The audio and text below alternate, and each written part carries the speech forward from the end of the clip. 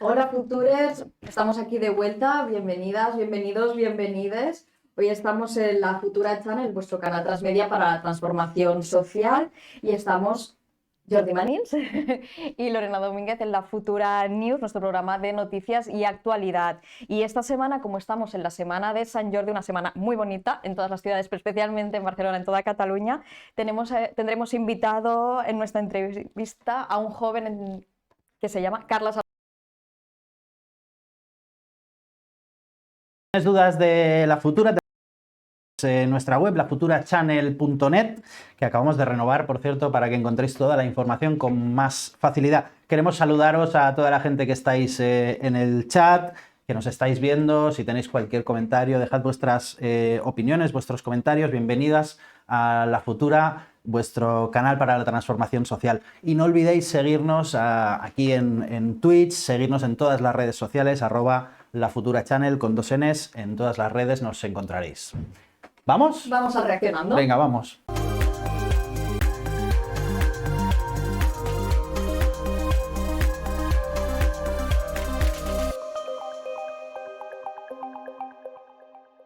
Alguien en Valcarca ha llenado el barrio de indicaciones falsas hacia el Parque Güell y algunos turistas han acabado en el Tibidabo. Parece que es una nueva acción para protestar contra la masificación turística que los vecinos tienen que aguantar cada día en la zona. Y es que después del incidente de la semana pasada en los búnkers del Carmel, la cosa está muy caliente. ¿Qué te parece esta noticia? Os leemos. Vaya, pobres turistas se han paseado, ellos querían ir al Parkway y igual han acabado en el Tibidabo. Oye, pero la zona es muy bonita, así que está bien que conozcan otras zonas de Barcelona. No, ahora fuera bromas, es verdad que en grandes ciudades como Barcelona, ¿no? También seguramente pues Madrid, otras capitales del estado, tenemos un problema con la masificación turística y el monocultivo económico centrado en el turismo. Y es verdad que el turismo hay que cuidarlo, hay que proteger ciertas partes de un turismo responsable y sostenible, porque la ciudad no es solo para los turistas, ¿no? La ciudad es para los vecinos y vecinas, y también pues al final acaban dándose actuaciones como estas de unos vecinos que ya están cansados de que su casa esté más en Instagram que en casa de los vecinos, ¿no? Y al final lo que necesitan también es un poco de control, tranquilidad para poder vivir tranquilos en su casa sin necesidad de tener todos los turistas que te van pasando, que te van sin querer seguramente, pero molestando, haciendo fotos. Después también hay zonas como los búnkers, ¿no? Donde se llega a hacer botellón, generando muchas molestias, y que al final lo que necesitamos es la diversificación, ¿no? De la economía de Barcelona. Y es verdad que Barcelona ha dejado, creemos, atrás este monocultivo, ¿no? Del turismo. Ya lo vimos, la pandemia en este sentido reguló cierta parte, ¿no? Porque dejaron de venir turistas, los barceloneses nos reapropiamos del espacio, y es verdad que Barcelona se está convirtiendo en un pool también tecnológico, digital, de ¿no? de nuevas maneras de hacer economía que no solo se centren en el turismo. Y creo que aquí la clave, ¿no, Jordi, debería ser un poco la compensación, ¿no? No solo centrarnos en la importancia que tiene el turismo, sino también qué impacto tiene. Y podemos hablar del impacto que tienen los vecinos y vecinas, pero también el impacto medioambiental, ¿no? Aquí estamos sufriendo una batalla sobre una ampliación del aeropuerto, por ejemplo, ¿no? O los cruceros que llegan a la ciudad de Barcelona. Y no es que no queramos que vengan turistas, y al final aquí la cosa es conocerse y compartir la ciudad. Y gracias a Dios tenemos una ciudad muy bonita que también nos gusta que visiten, pero es verdad que no puede ser a costa de la gentrificación de nuestros barrios o a costa del cambio climático que viene cuando planteamos, ¿no? Una opción como es la de ampliar el aeropuerto, que algún candidato incluso ha dicho que es ecologista, pero que viene a la ampliación del aeropuerto. Bueno, hay ciertas contradicciones que debemos tener en cuenta, y sobre todo después, ¿no? Pues cuando vayamos a votar también saberlas. Que está bien darse un paseíto por la ciudad, no pasa nada, no le hace daño a nadie. De hecho, yo cuando visito ciudades me gusta eso, me gusta perderme por la ciudad y salir de los puntos de atracción turística típicos, así que no pasa nada porque se hayan dado un paseíto por el Tibidabo estos turistas. Pero es una acción reivindicativa, una acción de protesta, y lo explicaba súper bien Lorena, y creo que cuando hablamos de esto del impacto que tiene el turismo, el monocultivo turístico, también tiene mucho que ver con la sequía, por ejemplo, ¿no? Ahora estamos hablando de que estamos en una situación de emergencia por la sequía, pues no podemos seguir construyendo infraestructuras turísticas como si no hubiera límites. Las infraestructuras turísticas tienen que estar acotadas a la capacidad de absorber este turismo que tienen los territorios, la ciudad de Barcelona en concreto, pero Cataluña en general, ¿no? Cuando El Partido Socialista insiste en hacer el Hard Rock en Tarragona, el macrocasino más grande de Europa. Pues ese macrocasino, solo el macrocasino, consumiría en la misma agua que una ciudad de 200.000 habitantes. En época de sequía, de verdad, nos queremos permitir estos lujos cuando el planeta nos está diciendo que ya no puede más, ¿no? Por tanto, sí al turismo, pero no a solo turismo y no a cualquier turismo, y sí hay que poner límites al turismo, evidentemente. Muy bien, pues ¿Vamos? estamos de acuerdo. Estamos súper de acuerdo, hoy no discutiremos. No, vamos al siguiente. Vamos a ver otro. Fernando. Esto es una colmena de unos 190 metros cuadrados. Hay capacidad para 24 personas. Como podéis ver, tenemos habitáculos pequeños, medianos, grandes. Este es el más grande que tenemos, que es para 2 personas. Dentro de una semana llegará una pareja, que son doctores. Entonces ellos en su habitación pueden poner todo lo que quieran. Pueden poner los muebles. Hombre, todo lo que quieran. Bueno, vamos a ver. dentro del espacio que tienen limitado, claro. Veo que la intimidad no es mucha. No, el ruido se oye el vecino totalmente. La única separación son 2 cartones. Bueno, es policarbonato porque no está acabado. Yo porque no quiero estropearlo, sí. pero se puede doblar. Sí que sí, pero aquí va, puedes poner un armario, puedes poner una mesa, puedes poner más muebles y lo tapas. Pues no me lo está vendiendo muy bien. No, es que es lo que hay. Ahora os enseño los pequeños, ¿de acuerdo? Que los tenemos detrás. ¿Cuántos metros cuadrados tiene esta habitación? 2,6. 2,6 metros cuadrados. Usted sabe que la ley obliga a que una habitación tenga al menos 5 metros cuadrados para tener condiciones de habitabilidad. Correcto, pero la ley no funciona. Como puedes ver, hay altura suficiente. Aquí falta una mesa de trabajo. Si me pasas el mando, le doy... Tome. Vale, gracias. ¿Algún color en particular, lila? ¿Tutti frutti? Sí, es luminoterapia, de verdad. Aunque parezca mentira, un espacio reducido, si te pones tú tu color ambiental y tu intensidad, te permite un poco sobrellevarlo mejor. De verdad, no lo hemos inventado nosotros, ¿eh? No es cosa nuestra. De verdad. Que sí, no te lo crees. No se lo crees. ¿Cómo hace una persona para llegar a este de arriba? Es que este está mal. Este en teoría tiene que estar montado al revés y la escalera es esta. ¿Vale? Esto es la escalera para subir y para Esta bajar el estantería habitáculo. es la escalera. Sí, correcto. ¿Hay algún arquitecto que les haya dado el visto bueno a esta estructura? No. Se lo digo porque como sea una persona pesada el habitante de la colmena de arriba, Por eso ponemos la gente obesa abajo y la gente que no pesa tanto arriba. me está tomando el pelo. No, te lo juro. Es que no sé ni por dónde empezar. O sea, está medio camino entre ser un friki y ser una persona sin escrúpulos de la peor calaña posible, ¿no? Psicópata, ¿no? Sí. Porque además la risa esta que hacía como... Bueno, yo no sé de verdad, parece una broma, pero no lo es. Este individuo intentó montar estos pisos colmena en Barcelona.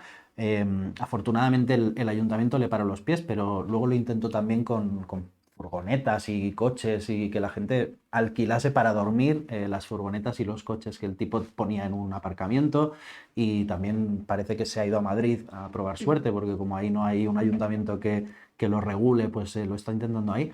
Pero esto es una de las barbaridades mayúsculas de nuestro tiempo, ¿no? El vender, alquilar espacios de 2,6 metros, y el tipo dice, todavía se permite decir, no, es que la ley no funciona, como no funciona me la peto.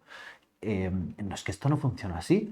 La ley garantiza unas condiciones mínimas de dignidad y muy mínimas, que nos gustaría que fueran como mucho más allá estas condiciones de habitabilidad. Pero el tipo dice, como la ley no funciona, pues me la puedo saltar y voy a hacer habitaciones de 2,6 metros. ¿Algún arquitecto? No, da igual, no hace falta que lo miren los arquitectos, ponemos a los obesos abajo. Pero qué barbaridad es esta, es infumable, es inaceptable que se comercie así con los derechos más básicos de la gente, ¿no? Con el derecho a tener un techo donde vivir con un mínimo de dignidad. La verdad es que el dinero no debería poderlo todo, y muchas veces cuando algunos defienden, ¿no?, el derecho a invertir, ¿no? Todas las inversiones deben ser bienvenidas, los emprendedores, todo es muy positivo siempre que haya una inversión. Pues mira, no siempre tiene que ser bienvenida toda inversión, no siempre hay que arreglarle las leyes a aquellos que quieren invertir para que hagan lo que les dé la gana. Y este yo creo que es un caso paradigmático de lo que no se debe permitir que se haga, que es traficar con la dignidad de la gente. Sí, no, aquí lo que me estabas haciendo pensar es que es verdad que a este personaje en Barcelona lo conocemos, incluso se le hizo una entrevista en un programa en Primetime, un poco riéndose, ¿no? de la situación, porque es, como tú decías, es muy parodiable, pero es que lamentablemente es un tipo real, ¿no? Que tiene negocios reales, donde él dice la ley no funciona. Pues mira, resulta que en el Ayuntamiento de Barcelona sí funcionó como para pararte los pies y evitar ya no solo los pisos colmena, que es una barbaridad, es que lo que tú decías, que este señor estaba intentando alquilar furgonetas, coches que estaban semiabandonados en la calle para que la gente pudiera dormir ahí y hacer un negocio, porque si tú al final acabas durmiendo en un coche, seguramente tienes una situación de precariedad muy importante y una vulnerabilidad que evidentemente ese señor además hace negocio. Entonces yo me planteo, ¿este es el Madrid, ¿no? La libertad que proclama Ayuso es esto? O sea, la libertad de petarte los derechos de las personas, la dignidad, como tú decías, de las personas, cuando estamos, por ejemplo, en un momento donde hay políticos, y por ejemplo la alcaldesa de Barcelona, Ada Colau, que ha presionado muy fuerte para que se consiga una ley de vivienda, ¿no? Donde la gente podamos tener nuestro derecho constitucional garantizado, ¿no? A tener una vivienda digna. Esto es lo que se debería hacer los políticos que tienen la responsabilidad de ejecutar las leyes y también de hacerlas posible. Y en cambio, pues parece que en otras ciudades o en otras comunidades prima más la libertad de hacer negocio sobre los derechos que tenemos o que se nos deberían garantizar, ¿no? Y creo que este ejemplo, que es verdad porque el señor es de coña, o sea, es que tal como habla, ¿no? Que además entra ya en gordofobia. Yo ya no pienso, una persona con discapacidad, ¿no? con dificultades de movilidad, ahí ni se plantea, pero bueno, una persona que no tenga esas dificultades tampoco debería plantearse esto realmente como una opción, sino que las administraciones y también los empresarios, ¿no? Aquí hay una responsabilidad colectiva, deberían garantizar que las personas podemos dormir o alquilar una habitación, porque igual es algo muy temporal, es como quien va a un hotel, en unas condiciones evidentemente dignas y que la ley debe funcionar para todos y por sobre todo las administraciones públicas deben trabajar para que se cumpla, ¿no? Y ya por último, cuando dice pueden poner todo lo que quieran, claro, es que se está cachondeando de las leyes, ¿no? O sea, se cachondea de las leyes, se cachondea de los políticos y se cachondea de los ciudadanos y ciudadanas, porque evidentemente en esa habitación, si se puede llamar habitación, ese habitáculo, no puedes poner lo que quieras, ¿no? Y dices, es lo que hay, y si no pongo unas luces lilas o tutti frutti, que así todos calmaditos y estamos mejor. Terapia. Exacto, no, sí, vale, aún es un privilegio, nos falta un spa, pero bueno, sobre todo yo creo que aquí lo que tenemos que apelar es la responsabilidad de los políticos y las políticas en hacer que la ley funcione para que personajes como este, con estas ideas de negocio, no encuentren una ciudad donde la libertad permite que esto sea posible. Pues sí, vamos a ver si fracasa en todos sus negocios. Se lo deseamos muy fuerte desde aquí, que fracasen todos tus proyectos empresariales. Vamos al siguiente reaccionando. Los jóvenes quieren ser funcionarios porque su futuro es una basura. Y saben que su futuro es una basura porque su presente es una basura. Y por lo tanto, por eso quieren ser funcionarios. Tú vienes aquí a echarle la culpa a los jóvenes, que son unos vagos, que son unos impresentables, que no quieren trabajar, que no quieren hacer nada, que lo que quieren es sentarse en la silla, que les paguen el sueldo y a vivir del cuento. No. Quien vive del cuento es quien echa a los jóvenes a la basura para que acepten ese tipo de trabajo. Bueno, por unos meses eres más joven que yo, así que... me toca hablar de juventud.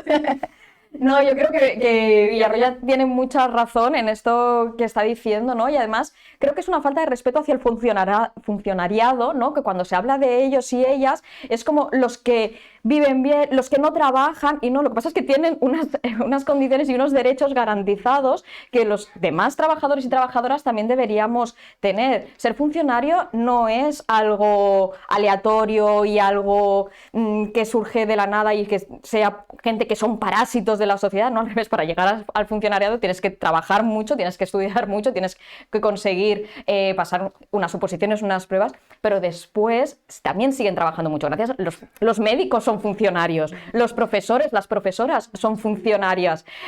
Gran parte de la estructura social de este país se basa en que hay gente funcionaria que está trabajando. Por lo tanto, primero, respeto hacia la carrera del funcionariado y todas las trabajadoras que ahí están. Y segundo, respecto a los jóvenes, no es que los jóvenes quieran ser funcionarios o funcionarias porque sí, simplemente ven que ahí hay una garantía de derecho laboral que en otras empresas o en otros trabajos no los tienes, ¿no? Unos horarios, unas posibilidades de conciliación, un sueldo digno. Entonces, pues es normal, yo como persona joven o no, también me gustaría poder, no sé si me gustaría ser funcionaria o no, depende de lo que quiera estudiar o de lo que quiera trabajar, pero sí me gustaría poder tener los derechos garantizados igual que los tienen cualquier persona funcionaria. Porque no es un problema de jóvenes o no jóvenes, simplemente es un problema de garantía de derechos. Y aquí es lo que decía también Villarroya, que al final los que quieren vivir del cuento precisamente son los que se aprovechan de la precarización de según qué sectores, y muchas veces los sectores donde los jóvenes que aún igual están estudiando sus primeros trabajos acaban entrando en el mundo laboral en estos sectores precarios, y es eso, son los que están por encima de ellos los que viven del cuento y se aprovechan de esta situación. Es exactamente eso, los que viven del cuento son los explotadores, los que precarizan a las jóvenes y a los jóvenes, y los que arruinan la posibilidad de que tengamos un proyecto de vida, ¿no? Al final, cuando se dice los jóvenes quieren ser funcionarios, los jóvenes quieren poder diseñar su vida como lo han hecho las generaciones anteriores, con una cierta proyección de futuro, sabiendo qué va a pasar con mi vida en los próximos 5, 10, 20 años, si es que quiero, porque igual no quiero, igual no me apetece tener estabilidad y quiero tener una vida dinámica y flexible. Fenomenal. Pero los que quieren tener estabilidad deben tener oportunidades para tenerla. Y a día de hoy quien está ofreciendo eso es la función pública. Y la función pública debemos dignificarla porque, aparte que tiene un componente vocacional enorme en muchos casos, los países con mayor bienestar, con mayor calidad de vida de sus gentes, son los países que tienen unos servicios públicos más fuertes y que por lo tanto ayudan a combatir la desigualdad, ayudan a dar pues, unos mejores estándares en nuestros proyectos de vida, ¿no? Entonces yo creo que la gente que hace estos discursos lo que pretende precisamente es eso, que no haya unos servicios públicos de calidad, que denostar la función pública en sí y tener jóvenes precarios que sean mano de obra barata y fácil para sus proyectos de explotación, como el que hemos visto en el Reaccionando de antes, ¿no? Así que ni todos los jóvenes quieren ser funcionarios, ni quieren vivir del cuento, ni ser funcionario es una bicoca, os lo aseguro, y lo que tenemos que defender son servicios públicos de calidad y proyectos de emancipación estables para la gente joven. Y creo que nos queda Queda otro. un último Reaccionando. Vamos a ver, porque además creo que tenemos que hacer algo. ¿Quién quiere jugar? ¿Es un cuarto para alquilar en Londres o es una cárcel en Suecia? Bueno, parece que empezamos con lo más fácil. A ver. Esto tiene una pantalla allá, una guitarra allá, entonces es obvio que... Nos han chivado. Nos han hecho un Nos han chivado. spoiler. Vale. En verdad, bueno, parece que es la cárcel en Suecia. Es mucho mejor que los pisos que colmena. que las habitaciones colmenas que hemos visto antes. Podría ser con ese juego, en verdad, con esa... ¿El piso colmena o cárcel? Exacto. Venga, es vamos a una ver cárcel otro. en Suecia. Número 2, bueno, el primero era... Esto Claro, si lo de antes era una cárcel, pues esto debe ser un piso en Londres, tiene que pero ser piso, pero por tela, descarte. con el retrete al lado de la cama. bastante lindo para una cárcel y este tiene un baño dentro del cuarto también, entonces yo puedo decir que es una cárcel. Es un cuarto Es un piso. Es un piso. Es un piso para alquilar en Londres. Maravilloso. Número 3, Georgia Merindo. Esto cárcel no puede ser. No se ve bueno, ¿no? La estantería ahí con los libros. Es que no veo mucho más. Piso. Yo digo piso. Va, vamos a piso. Sí, esas cortinas son Pero muy este de es piso. bastante lindo. Según una búsqueda en Google, es una cárcel en Suecia. Número 4, este A ver. Bueno, este debe ser un piso Eso es. para alquilar más que nada por la disposición de que parece que hay como una cocina, no porque el sitio sea... Este que lo ha hecho el mismo que el de las colmenas, ya te lo Yo digo. digo cárcel. Vale, va, yo piso. tiene un armario que ni se puede abrir por el tamaño de la cama y del cuarto. Y la respuesta correcta es que es un piso para alquilar en Londres. Y Claro. según el internet, cobraron $900 cada mes para esto. Bueno, la última... Es bastante aséptico. Podría A mí ser. todos me parecen cárceles. Sí, a mí también me parece todo cárcel. Es que los que son bonitos aquí... Bueno, a ver. Venga, vamos a cárcel. Cárcel. pregunta este tiene 1 metro entre la cama y la ducha. Y la respuesta correcta es que es un piso entero para comprar en Londres. ¿Entero? Es muy bonito. $250.000. Esto Según el internet, cobraron $250.000 para comprar este piso. Qué heavy. Bueno, aquí vemos como, más allá del juego, que lamentablemente esto que hablábamos antes de los pisos colmena no es solo aquí. Se reproduce este modelo de especulación con la vivienda y de jugar con los derechos básicos, se reproduce en muchos sitios. En este caso era Londres, pero creo que pasa en muchos otros sitios donde los gobiernos simplemente no se preocupan por garantizar el derecho a vivir bajo un techo con una cierta dignidad, con un mínimo de dignidad. Si es que ya no hace falta tener palacios, pero que no tengas el retrete pegado a la almohada o que no tengas la ducha a 50 centímetros de tus pies cuando duermes, ¿no? Hay una cuenta en Twitter que se llama El Zulista, que es como una parodia de Idealista que hace una reproducción de pisos de este tipo, por llamarles de alguna forma, habitáculos de este tipo que se ponen en alquiler o en venta en España. Y la verdad es que hay cosas que yo al principio pensaba que eran fakes, pensaba que no podía ser verdad, que eso estuviera a la venta, que a alguien se le pase por la cabeza alquilar un cuarto de escobas de 4 metros por 800 euros.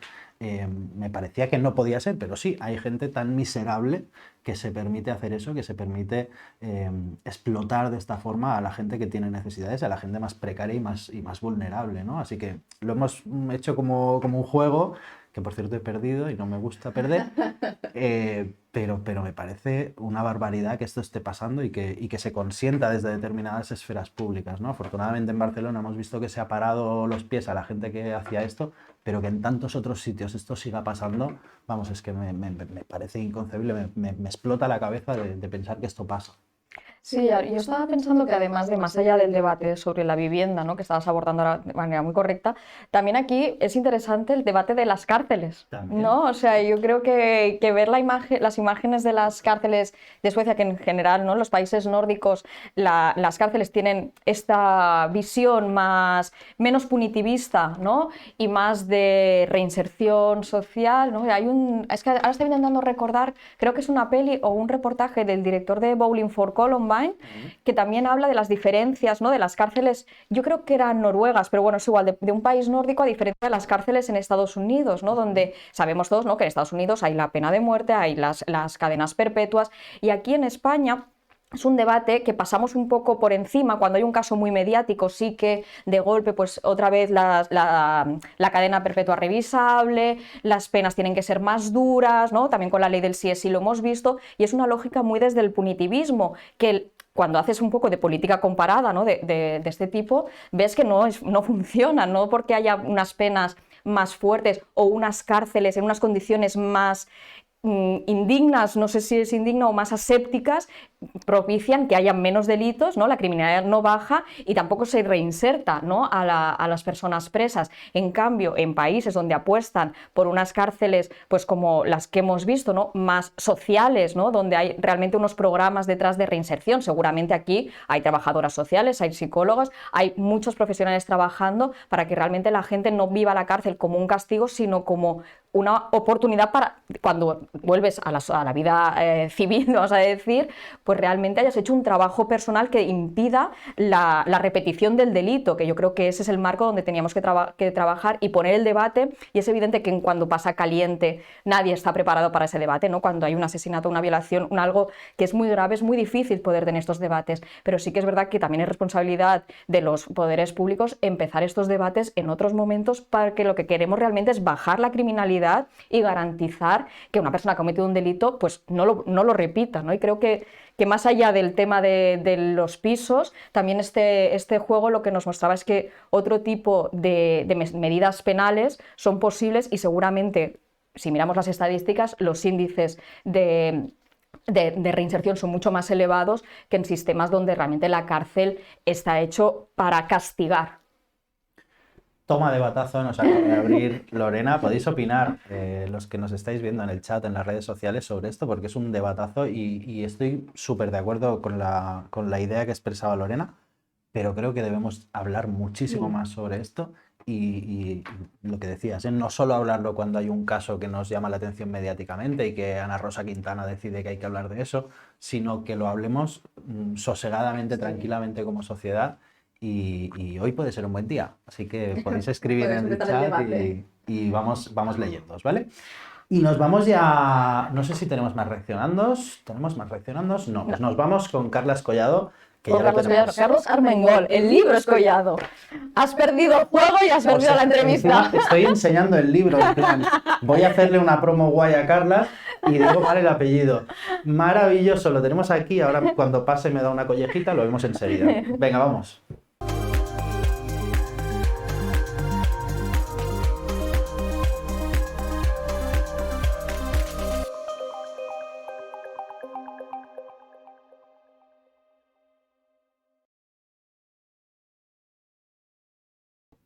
Bueno, tenemos con nosotras a Carlas Armengol, que viene a presentarnos su libro Collado. Él nos explicará un poquito más la experiencia personal que hay detrás de este libro, pero digamos, vamos a hacer un pequeño spoiler, ¿no? Que Carlas creció correteando, ¿no? Los pasillos de un bar, de una casa de comidas familiar, y que desde ahí ya empezó a observar un poco el comportamiento de los clientes, de las personas, cómo se interrelacionaban. Creo que los bares son muy interesantes en general. Esto ya, yo de cosecha propia soy muy de bar, y me parece muy interesante lo que se va moviendo en los bares, ¿no? Y cuando realmente ya hay un sitio que es como tu parroquia, acabas conociendo mucho las relaciones sociales de la gente, más allá de que te guste tomarte una cerveza y hacer unas bravas. Así que bienvenido. Gracias. Y bueno, este es el primer libro, ¿no? Que es tu primer libro. El primer libro, sí. El primer libro, Carlas. Y que lo escribiste durante la pandemia, ¿no? Bueno. O una parte. Explícanos cómo fue este El libro momento. se gestó... Bueno, empezó a gestarse hace muchos años, cuando el negocio que regentó mi familia durante 84 años decidió cerrar. Eso fue en el 2012 y ahí es como que empecé a empezar a escribir relatos, a definir personajes. Digamos que lleva muchos años trabajando, cocinándose, exacto. Y sí que es cierto que con la pandemia, ya con los personajes hechos y tal, pude dedicarle de 8 o 9 horas al día a acabar de definir bien la estructura y acabar de hacerlo. Sobre todo también lo más importante, justo antes de... Bueno, justo cuando empezó la pandemia conseguí que una editorial como Colectivo Bruxista se interesara en este proyecto y ahí empezó el trabajo juntos, ¿no? Pero digamos que sí, han sido 2 años de mucho trabajo plenamente para el libro, pero que digamos que ya empezó antes. Ya venía en una cocina lenta, venía de antes. No, yo creo que es verdad que en la pandemia, ¿no? Mucha gente pudimos desarrollar, ¿no? Proyectos que igual teníamos un poquito, pues eso, en la recámara, que igual tú ya decías, no, sin pandemia también lo hubieras sacado, pero creo que fue un momento, por algo bueno que tuvo la pandemia, fue el momento de pararnos y sacar esta creatividad. Sin duda, o sea, yo no sé cuánto hubiese tardado sobre todo por yo admiro a la gente que puede publicar y trabajar, porque bueno, que vivan de escribir, creo que pocos pueden tener ese privilegio de tener como trabajo único el escribir, pero bueno, la gente que trabaja 8 o 9 horas al día y luego tiene tiempo para poder escribir, lo veo complicadísimo. Yo sí que fue una época de recluirme, de cocooning, ¿no? De estar en casa y completamente absorbido, obsesionado con esto, ¿no? Y pude dedicar ese tiempo, sí, que de otra forma no hubiese podido. 8 o 9 horas al día, has dicho, ¿eh? Me flipa, y también un mensaje para todo el mundo que nos gusta escribir, que 8 o 9 horas al día es lo que necesitas para que salga hacia afuera una cosa que ya tenías cocinada desde hace mucho tiempo en tu cabeza, ¿no? Pero requiere un esfuerzo y una disciplina, ¿no? El escribir. Sin duda, y sobre todo que a veces que en un día dices, pero solo he hecho esto, o sea, y luego al día siguiente lo reescribes de nuevo porque es un trabajo, como bien decía Vilamatas, ¿no? de reescribir constantemente, es algo que aprendí en todo el proceso, ¿no? De esa frustración, saber canalizarla, frustración de decir, esto no me gusta, ¿no? No está suficientemente bien, y cambiar, al final te das cuenta que todo ese proceso de cambio y de reescritura constante estás construyendo algo ya un poco con cara yo. Tú te criaste en Collblanc, que está entre Barcelona y Hospitalet, y en el libro hablas como bastante claro del proceso de transformación que ha tenido la ciudad desde los Juegos Olímpicos, ¿no? De la gentrificación, ¿no? Cómo han sido todos los cambios de la vida en el barrio. Vamos a hablar de esto. Cuéntanos, ¿cómo ha cambiado la vida de los vecinos en Collblanc o en la ciudad de Barcelona? Bueno, el libro está escrito desde la memoria, el recuerdo, ¿no? Del niño, ¿no? Que crece en ese barrio, siempre intentando no caer en la nostalgia ni en eso de tiempos mejores, tiempos pasados fueron mejores, ¿no? Pero sí que yo tengo un recuerdo de un tejido vecinal muy, muy sólido. O sea, hay un capítulo en el que hablo de esto, ¿no? De cómo mi madre, pues, siempre consumía en los comercios del barrio porque sabíamos que ellos venían también. Había matrimonios, familias que venían prácticamente, o trabajadores que venían todos los días a comer el menú a casa. Y entonces había como tú me ayudas, yo te ayudo, ¿no? Y tengo un recuerdo muy bonito de esa infancia, ¿no? De ese apoyarse, de ese... por ejemplo, el barrio, eso sí que lo he hablado mucho en casa con mis padres, ha cambiado a nivel urbanístico a mejor. O sea, lo veo, es mucho más bonito que cuando yo era pequeño, y sobre todo cuando mis abuelos o mis tías, que eso era un campo de tierra, ¿no? La carretera de Collblanc. Pero sí que quizá el mercado, por ejemplo, ha perdido muchísimo, ya no tiene la vida. En el libro hablo mucho de la vida, ¿no? De que el mercado de Collblanc era el corazón que latía y que mantenía a los comercios de alrededor también vivos, ¿no? Y ha perdido muchísima energía. También nosotros cerramos ya nos pilló la crisis del 2008 y ya vimos cómo el día a día del bar, que recalco que teníamos una función muy de centro de día, porque mucha gente venía pues a dejarnos cosas porque vendría el marido o la mujer a recoger o de dar de comer a pensionistas o gente viuda que no sabían hacerse ni un huevo frito y que venían ahí a que mi padre les hiciese una tortilla francesa pues para cenar, ¿no? O para comer. Y creo que en ese sentido quizás sí que ha cambiado a nivel de vida, ¿no? De tejido, no sé. Se ha roto un poquito esa comunidad. Yo estaba pensando en la palabra, ¿no? En la comunidad, ¿no? Es como que se hubiera perdido más esta parte comunitaria y es verdad que hay cambios urbanísticos que podemos valorar, ¿no? Pues incluso sanitarios, ¿no? O sea, una carretera, un clavagara, o sea, hay temas que son positivos, pero es verdad que el urbanismo también genera comunidad, ¿no? Porque depende cómo está configurada una ciudad, propicias más que haya espacios de encuentro o de desencuentro, ¿no? Y yo creo que pensando, ¿no? en las transformaciones que también vivimos en Barcelona, ¿no? Un tema, las superillas no solo están pensadas porque sí, porque nos gustan los colorinchis y porque hay contaminación, sino porque detrás de eso, que primero es la lucha climática, segundo es la vida comunitaria, ¿no? Yo tengo la suerte de vivir en medio de la superilla de Poblenou y es verdad que yo conozco más a mis vecinos ahora porque compartes calle que antes que compartías ascensor, ¿no? Yo vivo cerca ahora de la superilla de Parlament y tengo un recuerdo muy bonito de durante meses pandémicos de estos que nos dejaban salir a la calle de ver gente compartiendo. Gente jugando al ajedrez y se nota, ¿no?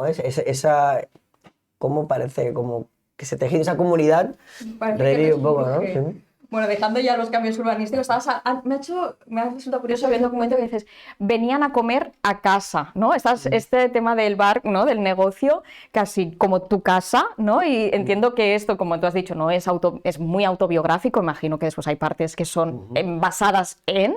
¿Cómo ha sido este proceso de escribir desde algo tan tuyo? Porque a veces puede ser algo como, ay, mira qué fácil, pero también remueves muchas cosas. A ver, lo defino siempre como usando la palabra terapéutico, porque al fin y al cabo te estás abriendo, estás hablando de tu familia, estás hablando de recuerdos, todos los personajes, todo es real. Obviamente hay partes pues ficcionadas, ¿no? O personajes o historias, relatos que están creados a base de muchas realidades, pero para mí sí que ha sido al fin y al cabo hablar de tu familia y de tus vivencias, ¿no? Pues que es abrirte un poco en canal, bueno, bastante. Y bueno, al fin y al cabo sale decirlo de casa porque es que pasábamos muchas horas. Mi padre trabajaba 14 horas al día, o sea, yo conocí a mi padre cuando se ha jubilado y mi madre, pues bueno, es la gran protagonista a la sombra de este libro porque es la que intentaba una familia que iba contracorriente, ¿no? No teníamos vacaciones, no teníamos fines de semana, teníamos horarios que iban totalmente a contracorriente del resto de la sociedad, pero bueno, ella intentaba siempre que fuésemos lo más normal posible, ¿no? Todas las comidas, celebraciones, pues se hacían ahí, bueno, todas no, pero muchas sí. Entonces, pues es eso también. Recordar todo eso también es como revivir muchas A cosas. mí me ha recordado, yo que no sé si tuviste la entrevista que hicimos aquí a Silvia Subirós, que venía a presentar un documental también que estaba haciendo, que era La cuina dels homes, y es que me estaba recordando todo el rato porque ella también... mira, ves. También hablaba, ¿no?, de este momento terapéutico y de reencontrarse con la familia, ¿no?, de hablar de su familia desde otro punto de vista, y digo, qué interesante, ¿no?, la vida de la hostelería, también con esta parte personal de lo que decías tú, ¿no?, de ir tan a contracorriente del resto de horarios, porque los bares están abiertos cuando nosotros salimos de aquí. Claro. Y hay un punto también de reencontrarse con... O sea, el libro al fin y al cabo se basa... Lo digo porque hay gente con la que me he encontrado del barrio, o mis padres, bueno, tu hijo, ¿qué trauma tiene? Obviamente no es que está escrito desde el recuerdo de un niño barra adolescente que se siente en una cárcel como lo que es crecer en un negocio familiar, ¿no? Desde ese egoísmo de joven que quiere conocer el mundo y se siente obligado a tener que ir a trabajar fines de semana, no poder ir al cine, bueno, esas cosas, ¿no? Esas pequeñeces, pero que visto desde el adulto, pero desde crío es todo un mundo, ¿no? Entonces, obviamente no hay ningún trauma. Yo como familia me llevo genial, pero sí que está dramatizado desde un punto de vista literario, llamémoslo así, como ese niño que crece, ¿no?, y quiere ver mundo y se siente aprisionado, vamos. Entonces, el Carlas que tenemos hoy aquí sentado no sería el mismo si hubiera crecido en otro negocio familiar o en otro entorno familiar. O sea, supongo que igual que a mis hermanos nos marcó muchísimo el hecho de crecer rodeado de gente tanto desconocida como... y también gente con muchas sombras y oscuridades, ¿no? Porque formaban parte de nuestro día a día. Yo creo que hay dos partes en este libro, la del niño más observador que crece en un circo de personajes pintorescos, ¿no? Y luego el adolescente que de repente las paredes se convierten en barrotes y eres un trabajador más, ¿no? Te han estado entrenando, ¿no?, de esta infancia que parece que era un juego lo de jugar a ser adulto, de llevar pan o llevar el vino a tal, y luego de repente, hostia, te has convertido en un trabajador más, ¿no? Y ahí, pero sí que por supuesto te marca, ¿no? Porque hay algo de lo que hablo mucho en el libro es, yo vivía en dos realidades, mis padres fueron, y creo que el libro es un retrato un poco de esa época en la que una familia de clase trabajadora podía llevar a sus hijos a un colegio de la zona alta de Barcelona. O sea, yo iba a colegios de zonas como la calle Copérnico, Moranova, tal. Yo fui a varios colegios, pero mis padres siempre fueron esa generación de gente trabajadora, pues que ese pensamiento, ¿no?, de vamos a llevar a nuestros hijos al mejor colegio, ¿no? Y el mejor colegio era como algo privado, ¿no? Un colegio privado, una educación es lo mejor que podemos dar, ¿no? Ese pensamiento. Y es un retrato un poco también de esa época, porque hoy en día una familia de bar no se podría permitir esos colegios, ni una segunda residencia en la playa, ¿no?, como era nuestro caso, que obviamente no estábamos en Cadaqués, pero teníamos como buena familia del Baix Llobregat, estábamos en Castelldefels, ¿no? Entonces un poco, pero bueno, ahora esa realidad yo creo que es bastante más complicada. Sí, volviendo al bar, dices que los bares y restaurantes tienen una vida de 3 años. Eso nos ha sorprendido y nos ha preocupado. Queremos saber por qué tienes esa idea y si hay algo que se puede hacer. Es que justamente hoy veía en una cuenta de Twitter también que ha cerrado un bar muy importante, el Bruce, exacto, sí, en Barcelona, y justo ha cuadrado y he dicho... ¿Qué pasa? Bueno, pues sí, lleva muchísimos años Sí. y con no sé cómo se llamaba la señora María, no sé cómo se llamaba, que llevaba ahí haciendo los callos durante décadas. Dicen, no lo digo yo, dicen que la media, vamos a hace unos años, era de 3. Bueno, yo creo que también porque Barcelona es una ciudad en la que brotan los bares como níscal, o sea, salen muchísimos bares, muchísima gente. Es algo muy de aquí también, donde, oye, pues voy a abrir un bar. Tengo 4 ahorros, gente que no ha trabajado nunca en un bar, en hostelería, tiene 4 ahorros y abre bares. Y es un negocio que porque mucho que tú vayas a bares y restaurantes no quiere decir que sepas gestionar y dirigir. Uno, pues muchos, pues si están mal gestionados, pues acaban pues con pérdidas o no. Bueno, es algo habitual. Y porque hay muchísima competencia. Y porque Barcelona, y ya acabo, es una ciudad muy ingrata en cuanto al hype. O sea, Barcelona, en cuanto a la gente está muy disponible, cuando abre un nuevo concepto, un nuevo bar, y todos la foto, van, pero enseguida se cansa rápido la gente de Barcelona. No, y necesitan nuevos estímulos constantemente y ir a hacer el check constante a la novedad. Si a veces aguantan más los bares que llevan muchos años, ¿no? Y siguen manteniendo su clientela más fija, o incluso los que somos de Barcelona y nos gustan más ese tipo de bares, ¿no? Que igual los bares que abren nuevos y que es verdad que hay esto de la moda, ¿no? Y que vamos todos a ese bar y después dices, bueno, pues podemos ir al de antes. No era para tanto. No era para tanto. Y todo lo tendencioso al fin y al cabo acaba, pues. Pero esto abre un debate muy interesante sobre también cómo la gentrificación está llegando a los bares, ¿no? O sea, los bares que abren parece que pasan el filtro de lo instagramable, Sí. ¿sabes? Y tiene que tener esos códigos, esa vajilla, esos tonos pastel que están tan yo qué sé. Y todo va por ese filtro, ¿no? Y todos hacen incluso la misma propuesta gastronómica y te parece que todo sea lo mismo, ¿no? Parece que eso es lo que funciona también en épocas complicadas o de incertidumbre. Todos vamos más a lo seguro y parece que para que algo funcione vamos a lo que sabe, o los códigos que sabemos que funcionan y vamos a por ello. Al bar de toda la vida. Ahora que hablas de gentrificación, hablas también de la profesión de camarero y de cómo se está perdiendo, ¿no? Y de cómo cada vez más la profesión de camarero es como una profesión de paso, de precariedad, de unas condiciones durísimas de trabajo, y también del papel del delivery en toda la transformación de este modelo, ¿no? ¿Cómo ves la deriva que está tomando la hostelería, pero especialmente en cuanto a la precarización de camareros, camareras, delivery? El tema de ser personal siempre ha sido un gran debate en el sector. Yo creo que hay muchas variables aquí a tener en cuenta. O sea, se ha dicho mucho en muchos medios lo de que la gente no quiere trabajar últimamente, ¿no?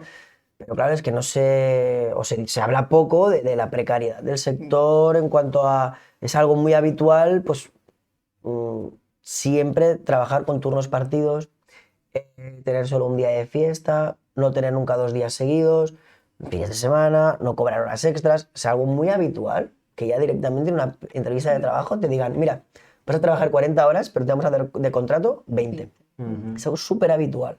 Es muy normalizado. O sea, está muy normalizado. Yo incluso lo digo con gente que dirige negocios de bares y tal, como, tío, esto es como lo habitual. Entonces, claro, la gente está cansada. Luego, por otro lado, sí que es cierto que falta formación, pero también es cierto que, claro, hay muchos bares y restaurantes dirigidos por gente que realmente no le gusta. Creen lo que decíamos, ¿no? Tienen 4 ahorros, lo abren, no saben dirigir. Claro, si tú tienes la persona responsable de ese negocio que no sabe dirigir, no sabe liderar, no te transmite esa pasión también por el negocio y parece que solo esté ahí por ocio, ¿sabes? Para beber, así dicho, para beber y comer con sus amigos, su familia, y tú como trabajador tampoco vas a respetar ese trabajo, creo, ¿no? Sí, ahora, hoy no sé, nos está pasando que yo pienso mucho en Twitter hoy, no sé por qué, también me viene a la mente la cuenta de Soy Camarero, ¿no? Sí. Que es una cuenta que también de parodia, pero también denuncia, ¿no? Situaciones así de lo que tú decías antes, ¿no? De que han salido últimamente en algunos foros o tal, es que los jóvenes o la gente no quiere trabajar en los bares porque no quieren sacrificarse, ¿no? Lo que no queremos es ser explotados, ¿no? Lo que queremos son unos derechos garantizados. Y lo que tú decías, si voy a trabajar 40 horas o muchas veces en la hostelería se acaba trabajando más, no me hagas un contrato de 20, ¿no? Entonces, claro, estamos un poco en lo que hablábamos antes con la vivienda, ¿no? O con los jóvenes y el funcionariado. No es que queramos jauja y vivir aquí siempre montados en el dólar, lo que queremos es una garantía de derechos. Y es verdad que en trabajos tan precarizados como es la hostelería, pues creo que es un paradigma donde se tendría que poder intervenir y hablar, porque es verdad que se va diciendo, pero aún así sigue pasando, como también podemos hablar en según qué ferias, ¿no? En según qué momentos donde parece que solo cuenta el negocio y el negocio lo sustentan personas, ¿no? Y son trabajadoras a las que hay que, evidentemente, pagar y darles un trabajo digno. Es un debate interesante, porque también, claro, estamos en un momento donde la conciliación cada vez preocupa más en la hostelería y si os fijáis cada vez abren más bares y restaurantes con un horario mucho más reducido, que solo abren de lunes a viernes, cuando eso ha sido un sector que siempre ha ido contracorriente, ¿no? Claro, digamos que Collado habla de esa restauración en la que los bares eran pequeñas capillas, ¿no? Que estaban abiertas 24 horas, donde cualquiera podía ir. Y si mi padre no cerraba hasta que nos iba el último cliente, ¿no? Era una visión un poco No, pues de estar al servicio, ¿no? total. Pero ahora, claro, la gente se sorprende, ¿no? Tengo amigos de fuera que me dicen, hostia, en Barcelona todos los domingos está todo cerrado, ¿no? Y claro, pero ¿qué pasará, no? Porque la hostelería está pensada para cubrir el ocio, ¿no? De la gente que trabaja de lunes a viernes, digamos, ¿no? En su gran parte. Entonces, claro, abre un debate de, bueno, ¿cómo va a cambiar esto? ¿Cómo se va a compaginar la conciliación con...? Sí, sí, bueno, estamos llenos de contradicciones. También queríamos ahondar un poco en lo que has dicho antes, ¿no? Que vienes que dices, ¿no? Vivía entre Coiblanc y las Corts, ¿no? Porque al final donde uno se educa, donde va al cole, también es donde tiene los amigos, ¿no? Porque normalmente, seguramente tendrías también amigos que iban al bar, pero también muchos amigos de la escuela, ¿no? Y parecen realidades sociales diferentes, ¿no? Y es verdad que venimos de una generación donde muchos de nuestros padres pensaron que una educación privada o concertada garantizaba un derecho que ellos igual no habían tenido, que era el de la educación de calidad. Creo que por suerte eso, gracias a la educación pública y la apuesta que se ha hecho, ha cambiado. Pero ¿cómo vivías tú esta contradicción, ¿no? Porque me imagino que tus compañeros de clase no todos venían de una familia de Coiblanc y con un bar. Claro. No, eso en el libro lo retrato bastante, ¿no? Pero repito, siempre desde la visión del niño, ¿no? Claro. Claro, yo de niño quería, para mí lo aspiracional era ser como esas familias, ¿no? Veía mis amigos pues con sus padres, que les venía a buscar en un buen coche, se iban de fin de semana, se iban a esquiar o se iban... Unas vidas completamente distintas. Mi padre me venía a buscar con la Vespa, con el pantalón manchado de aceite y volvíamos, ¿no? Como le digo, lo defino yo del barrio gris y feo, ¿no? Para nada es así, Coiblanc, pero... Desde mi visión de niño era un poco de la oscuridad, ¿no? Volver a ese sitio rodeado de gente mayor, gente muy mayor y castigada por sus vivencias, ¿no? Y cada uno cargando con sus oscuridades. Y claro, pues era como dos mundos, ¿no? Digamos, de la diagonal para arriba era todo luz, ¿no? Y aspiración, ¿no? Y lo otro era todo grisáceo, inmóvil, ¿no? O sea, sí lo veía un poco de niño. Otra cosa que nos ha llamado la atención de Collado, y lo voy a leer para no equivocarme, dice que en el Collado había un contingente habitual de prostitutas, locos, yonkis y criminales que eran parte del barrio, que se aceptaban, que formaban parte de esto, y que... con la gentrificación todo esto cambió, todo esto pasó a tener otra imagen, pero tú viviste ese cambio.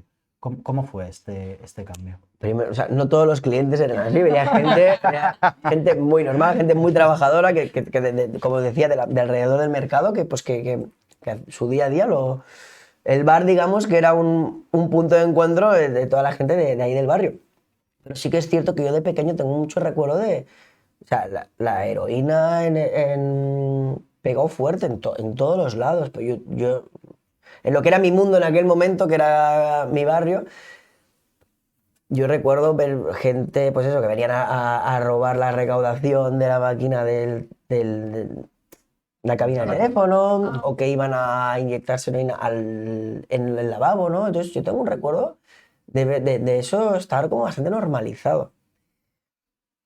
Y de gente, pues eso, pues muy castigada, ¿no? Esto, gracias a Dios, también ha cambiado, pero creo que porque también tenemos muchos más sistemas de alerta. O sea, no creo que sea bueno que normalicemos que nuestro vecino está alcoholizado, por mucho que los pilares de su vida de momento sigan estables, ¿no? Porque tenga familia, mujer, trabajo y amigos, pero esa persona tiene un grave problema, está desde las 8 de la mañana tomando carajillos, ¿no? Ahora ya tenemos unas alertas que hacen que podamos avisar o ayudar, ¿no?, a esa persona, pero antes era como más normal, estaba totalmente aceptado, pues, ese tipo de gente, ¿no? Y sí que es cierto que con los años pues vi cómo todo eso iba cambiando también a mejor, por supuesto. Volviendo, bueno, ahora hablando algo más concreto, ¿no? Escribiste el libro con una editorial pequeña, ¿no? Antes decías, ¿no?, que le gustó el proyecto y se implicó. ¿Cómo ha sido trabajar con ellos? Pues una maravilla.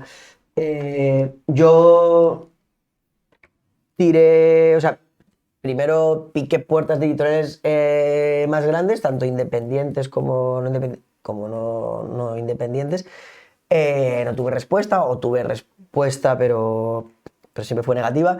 Entonces conecté muy bien con ellos porque ellos vienen del mundo del fanzine, siempre muy orientados a la subcultura, a los márgenes, ¿no?, a tocar temas un poco olvidados o que interesan a minorías. Y bueno, la historia les encantó, y sobre todo lo bueno de trabajar con una editorial independiente de este tipo es que ha sido un trabajo, un viaje juntos, ¿no? Porque ellos apostaron por mí, pero yo también aposté por ellos. Aparte de tener una gran amistad, pues notas que ha habido mucho amor también en todo lo que es el apoyarme. No ha habido para nada un sentimiento de mercantilización. Obviamente es un negocio esto. El romanticismo de su época de fanzines ya pasó, pero ahora pues obviamente pues quieren ganarse la vida como todos. Pero la experiencia ha sido muy, muy buena. No sé cómo, me hago esa pregunta, no sé cómo hubiese sido si hubiese con otra editorial que saca muchas más tiradas, muchos más números, que al fin y al cabo yo he sido como uno más del equipo. Me lo he sentido muy así. Qué guay. Eso es súper importante. Sí. Qué guay. Para acabar, Carlas, que se nos acaba el tiempo. Hay una última. Hay una última. Estamos aquí animados. Bueno, es que yo ahora tengo muchísimas ganas de leerlo, que todavía no lo he leído. Una pregunta un poco random que le hacemos a todas las personas que pasan por esta mesa. Estamos en un momento histórico, lleno de momentos históricos y lleno de cambios históricos ¿no?, y lleno de crisis dentro de crisis dentro de crisis.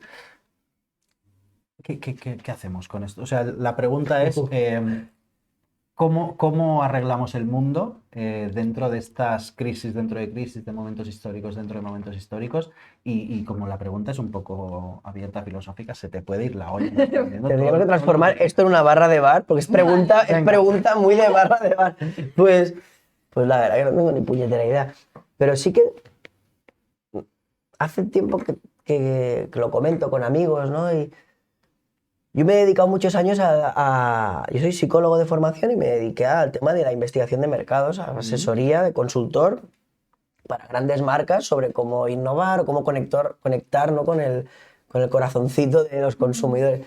Yo desde hace ya unos años dejé eso y me volví a la restauración. O sea, yo ahora llevo el bar cafetería de una librería. He estado durante años dirigiendo otro bar de aquí de Poblenou y me he dado cuenta que, siempre lo digo, o sea, lo que nos va a salvar, no lo sé, obviamente lo dices así, pero es trabajar con la persona, la gente que tengas cerca. O sea, volver un poco o sea, yo me siento mucho más puro dando de beber y de comer a la gente del barrio, a los trabajadores que tengo a mi alrededor, gente que pasa. O sea, venimos quizá esa educación de no, has de aprender inglés, porque has de cruzar fronteras y has de dominar el mundo, ¿no? Y eso nos ha llevado, vamos, nos está llevando por el precipicio. Creo que al final volver a ese tejido, ¿no? A trabajarlo, a consolidarlo, trabajando con la gente que tenemos cerca,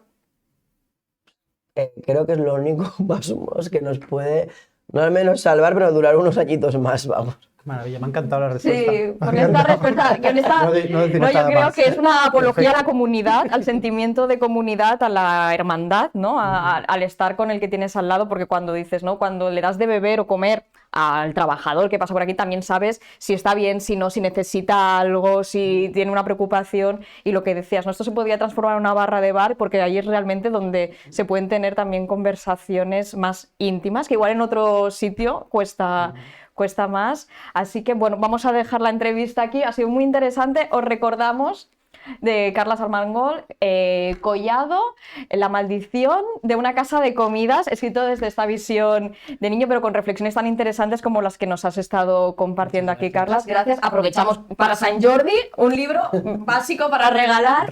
Y una vez pase San Jordi podéis seguir leyéndolo. Yo me lo voy a autorregalar. Venga.